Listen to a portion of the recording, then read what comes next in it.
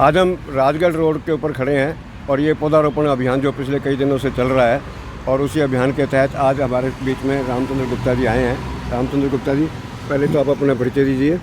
नमस्कार गुप्ता जी और सभी दर्शकों को मेरा नमस्कार। मैं रामचंद्र गुप्ता, चुनाव प्रबंधन प्रमुख हिसार विधानसभा बीजेपी से हूं। और आप लोग, आज मैंने देखा कि आप लोग हमेशा प्रयास करते रहते हो। बहुत ही लंबे समय से, कई वर्षों से अशोक गुप्ता जी इस प्रयास में लगे हुए हैं कि कैसे हमारा हिसार हरा भरा हो। आपने अपना वृक्ष मित्र समिति भी बनाई हुई है और लगातार आप पेड़ों की रखरखाव कर रहे हो। आपने आज हमें भी मौका दिया कि हम भी कुछ पेड़ों की सेवा कर सकें। लोगों को, दर्शकों को आप क्या मैसेज देना चाहेंगे कि ये हरियाली क्यों हो, किस लिए हो, क्या ज़रूरी है हरियाली करने की? हरियाली इसलिए ज़रूरी है गुप्ता जी क्योंकि आज की डेट में व्हीकल और बिल्डिंगें बहुत बढ़ गई हैं और जो हमारा पोल्यूशन बहुत ज़्यादा बढ़ गया है। लोगों को श्वास लेने में काफ़ी दिक्कत, बीमारियां हो रही हैं। इसलिए पेड़ ज़्यादा से ज़्यादा लगने चाहिए ताकि हमारा पोल्यूशन कम हो और जो एनवायरनमेंट ख़राब हो गया है उसको फिर से ठीक करें। आपका जो प्रयास है इसमें, उसका कोई भी सानी नहीं है। हम जितनी भी उसकी तारीफ़ करें, प्रशंसा करें, वो कम है। और मैं ये भी कहना चाहूँगा, हमारे से भी कोई सहयोग कभी बने तो हम आपका सहयोग करने के लिए तत्पर रहेंगे। धन्यवाद जी गुप्ता जी। अभी आपको मिलता हूँ, सुरेंद्र सैनी जी हैं। ये हमारे बीजेपी के युवा नेता हैं और बड़े ही कर्मठ कार्यकर्ता हैं बीजेपी के। जहाँ भी कहीं बीजेपी के कैंप लगते हैं तो भोजन की व्यवस्था इन्हीं के हाथ होती है और ये बड़ा लोगों का भोजन का बड़ा ख्याल रखते हैं। तो सैनी साहब, आप क्या मैसेज देना चाहेंगे? मैं सुरेंद्र सैनी, महामंत्री ओबीसी मोर्चा जिला हिसार।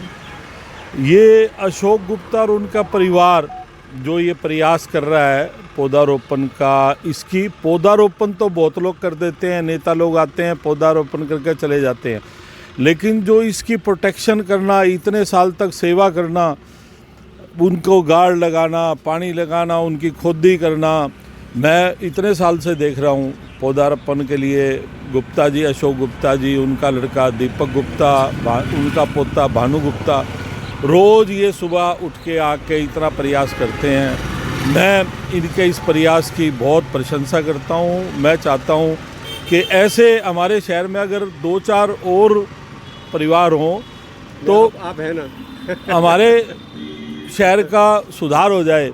ग्रीनरी ये जो बहुत ज़रूरी है। इस रोड पे इतना ट्रैफिक होता है, लोगों को पहले साया के लिए, पैदल चलने में साये के लिए कोई वो नहीं मिलता था। इतनी दूर तक वो पैदल चलते, धूप में, गर्मी में, सेक्रेटरीट से आते हुए। अब गुप्ता जी के प्रयास से कम इतने पौधे हैं कि लोगों को छाए की व्यवस्था हो जाती है। मैं इस प्रयास में इनकी प्रशंसा करता हूँ। वह जब भी कभी मेरे से सहयोग ये मांगेंगे या मैं हर एक सहयोग के लिए तत्पर हूँ। इनका बहुत बहुत धन्यवाद जो आज इन्होंने मुझे सेवा का मौका दिया। आप लोग आए, आपका बहुत बहुत धन्यवाद। ये क्या होता है कि आप लोगों के आने से प्रोत्साहन मिलता है। मुझे लगता है कि मैं अकेला नहीं हूँ, मेरे साथ शहर के और लोग भी हैं। सबसे बड़ी बात प्रोत्साहन की होती है, तो आदमी को प्रोत्साहन मिलता रहे और प्रोत्साहित होता रहे तो अब आदमी को काम करने का मज़ा आता है। मैं इतने सालों से पेड़ लगा रहा हूँ, कोई ख़ास बात नहीं है, लोगों की सेवा कर रहा हूँ और कर रहा हूँ मैं। बल्कि कई बार घर में मुझे क्या भी देते हैं कि एक आधा किला ज़मीन ले ले भाई, खेती बाड़ी करनी है वहाँ कर ले, फ़ायदा होगा।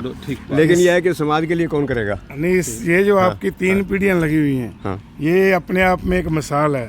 क्योंकि बहुत कम लोग होते हैं, इतना बच्चा ये 12-13 साल का, 10-12 साल का होगा, ये भी सुबह उठ के आपके साथ आता है और दादाजी का कहना मानता है आज के समय में। ये सबसे बड़ी बात है। और आज की डेट में तो बेटे भी कहना नहीं मानते और ये आपका बेटे और पोते साथ लगे हुए हैं, पोता, बहुत ही बढ़िया, ग्रेट बात है ये। आप पहले पत्रकार के जीवन में भी आपने बहुत अच्छा रोल शहर के लिए निभाया। अभी भी पत्रकारिता छोटी थोड़ी है। अभी जो भी आप कम कर दिया आपने। नहीं, कम नहीं कर दी, उतनी है। फिर भी पहले कम था, बल्कि अब ज़्यादा हो गया। अब आप अपने चैनल के थ्रू अब कर रहे हो, फुल फ्लैज कर रहा हूँ मैं। इसलिए आपका बहुत बहुत, आपका भी बहुत बहुत धन्यवाद। वो आप पे मान है अशोक गुप्ता जी जैसे आदमी। बहुत बहुत धन्यवाद आपका। फोन आते ही हम तो तैयार रहते हैं। धन्यवाद साहब, थैंक यू। धन्यवाद जी।